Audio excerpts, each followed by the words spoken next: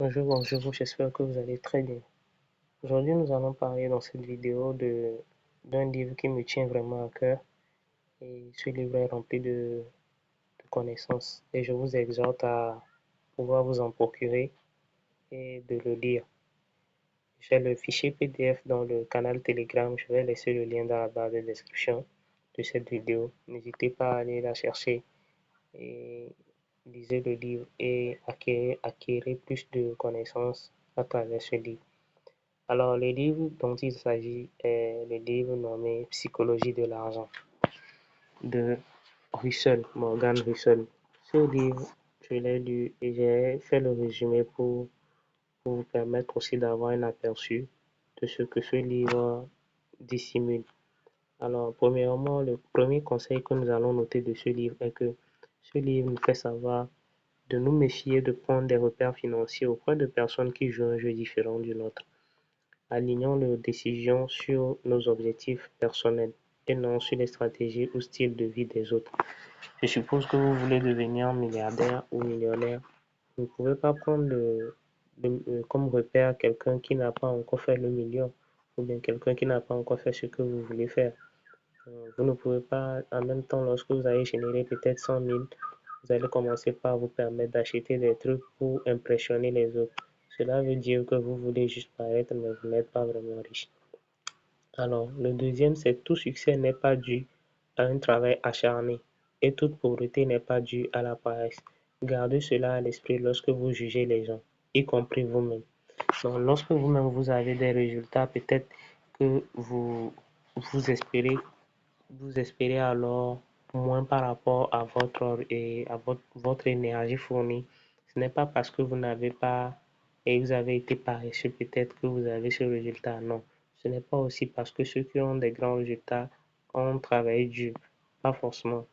Donc, lorsque vous vous jugez, soyez un peu euh, relax envers votre jugement envers vous et sachez que les résultats que vous voyez, tous les résultats ne sont pas forcément des résultats de dur labeur et tous les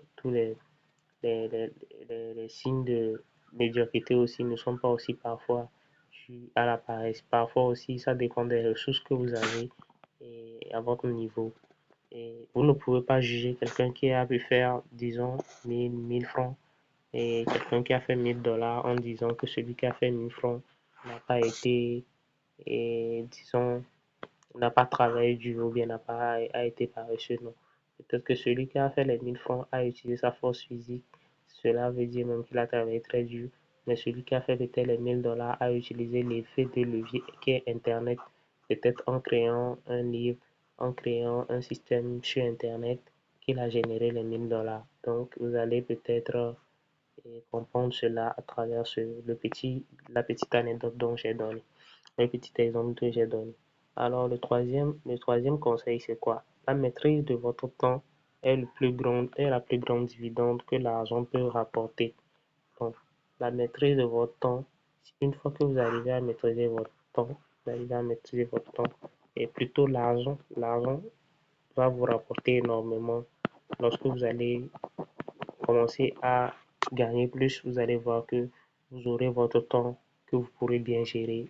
Mais lorsque vous n'avez pas vraiment de l'argent, c'est compliqué que vous arrivez à maîtriser votre temps parce que vous serez obligé d'aller faire ceci, faire ceci pour subvenir à vos besoins. Mais lorsque vous avez de l'argent, vous pouvez vous permettre de faire ce que vous voulez, du temps que vous voulez. Et donc, c'est là maintenant que le retour sur investissement de l'argent que vous avez va vous rapporter.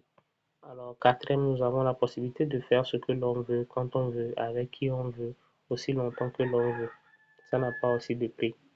Donc, c'est aussi ça, ça rejoint aussi le troisième conseil. Cela veut dire qu'avec l'argent, vous avez une liberté vraiment. Et cette liberté vous permet de faire ce que vous voulez, parfois même de réaliser vos rêves et vos ambitions. Et tout en maîtrisant votre temps, bien sûr, parce que c'est la monnaie la plus rare qui existe à tout un chacun de nous, c'est votre temps. Et alors, cinquième conseil, c'est quoi? L'argent peut acheter la liberté, mais pas le bonheur. Ça, vous êtes sûr, vous êtes d'accord avec moi. L'argent peut acheter la liberté, mais pas le bonheur. Alors, le sixième conseil, c'est les attentes évoluent plus lentement que les réalités. Ok, changer d'état d'esprit au fur et à mesure que votre situation financière évolue. Ça, c'est le fait de, lorsque vous êtes peut-être fauché, vous allez voir que vos attentes sont en fonction de vos statuts. Et au fur et à mesure que vous accumulez de la richesse, c'est comme ça vos attentes aussi évoluent. Peut-être que lorsque nous étions jeunes, nous étions encore enfants, nous avons pour peut-être ambition ou rêve d'avoir un petit vélo. Maintenant, nous avons quitté du vélo. Maintenant, nous sommes passés à la moto. Après la moto, nous sommes passés à la voiture et ainsi de suite. C'est comme ça que vous allez peut-être arriver au statut de milliardaire. Vous voulez maintenant avoir un jet. Et tout ça, là, il faut faire avec. Il faut manager vos attentes par rapport à les réalités. Même si vous avez peut-être le statut de millionnaire et vous voulez peut-être un Rolls-Royce, mais vous ne pouvez pas vous permettre, ne vous forcez vraiment pas. Ce n'est pas la peine. Ok? Mais il faut ajuster quand même l'état d'esprit au fur et à mesure que la situation financière évolue. Donc, le septième conseil, c'est plus vous souhaitez que quelque chose soit vrai, plus vous êtes susceptible de croire une histoire qui surestime les chances qu'elle soit vraie. Se méfier des préjugés émotionnels. Je suppose que vous souhaitez, et vous souhaitez faire de l'argent dans l'immobilier, je suppose comme ça. Donc, vous allez constater que lorsque quelqu'un vous racontera une histoire où quelqu'un s'est fait beaucoup d'argent dans l'immobilier, vous allez surestimer l'histoire que la personne, les chances que que la personne dit. Vous allez surestimer la véracité de cette histoire. Même si cette histoire n'est pas vraiment ça, vous allez surestimer ça parce que vous voulez croire que c'est susceptible d'arriver. Vous voyez? Donc, c'est à propos de ça. Maintenant, le huitième conseil, c'est que il n'y a aucune raison de risquer ce que l'on a et dans ce que l'on a et ce dont on a besoin pour ce que l'on n'a pas et ce dont on n'a pas besoin. Je suppose que vous risquez alors euh, 10 000 dollars, ce qui est avec vous. Ok? Ce qui est avec vous, vous risquez ce que vous avez pour avoir ce que vous n'avez pas besoin, pour avoir, disons, 100 000 dollars. Mais vous n'avez même pas besoin de ces 100 000 dollars. Ou bien je vais mieux dire que vous risquez perdre vos jambes pour avoir une voiture qui ne vous est pas nécessaire. Peut-être que vous n'allez même pas, vous ne sortez pas souvent, peut-être même de chez vous pour aller vraiment quelque part, mais vous voulez risquer vos pieds pour avoir une voiture. Mais vous savez bien, très bien que vous ne sortez pas. Donc vous êtes quelqu'un qui n'aime pas sortir, peut-être comme ça on va dire. Vous n'aimez pas sortir, vous n'aimez pas vous promener, mais vous voulez quand même risquer vos pieds pour avoir la voiture. Donc cela veut dire ne risquez pas ce que vous avez pour ce que vous n'avez pas vraiment besoin.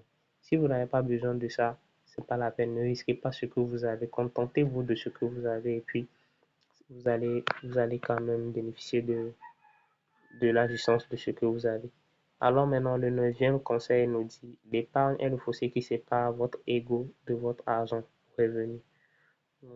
L'épargne est vraiment le fossé car euh, c'est le fossé qui permet de jauger votre ego et de votre argent. Parce que quoi? Parce que vous avez tout le monde a un ego fort en lui. Moi, je vais faire tel, je dois faire tel, non, je dois me permettre de faire tel. Et si vous avez de l'argent, vous allez voir que votre ego va vous pousser à pouvoir dépenser émotionnellement l'argent que vous devez être censé accumuler pour devenir libre financièrement. Et lorsque vous arrivez à épargner malgré cet ego qui vous parle derrière vous, alors vous allez voir que vous allez créer vraiment un grand fossé qui va vous permettre d'atteindre vraiment la liberté financière. Maintenant, le dixième conseil, c'est quoi? La richesse, c'est ce que l'on ne voit pas. Ok? La vraie richesse est cachée, elle n'est pas étalée. Vous allez voir que sur les réseaux sociaux, sur les Instagram, beaucoup de personnes postent leurs richesses, leurs voitures, leurs biens immobiliers, ils parlent de ti, ta, ta, ta, nanani, nanana. Vous allez voir leur luxure. Et c'est ça, Morgan Richard nous fait savoir que la vraie richesse, c'est ce que nous ne voyons pas. C'est ce qui est caché. La vraie richesse est cachée, elle n'est pas étalée. La vraie richesse, selon moi, et selon le dire de Morgan Russell, c'est la liberté que la personne peut se permettre de réaliser ses rêves dans la liberté en fonction de son temps. Elle est libre de faire ce qu'elle veut, quand elle veut, et comme elle le veut, et avec qui elle le veut. Parce qu'elle a la possibilité aujourd'hui, je suppose que vous êtes multimillionnaire, vous supposez alors, ou bien vous voulez voyager, aller dans une ville. Vous pouvez voyager, vous allez aller dans la ville, vivre dans la ville. S'il le faut même, et vous marier dans la ville, faire tout ce que vous voulez dans la vie. Vous avez cette liberté, ce choix-là, de pouvoir décider de votre propre vie.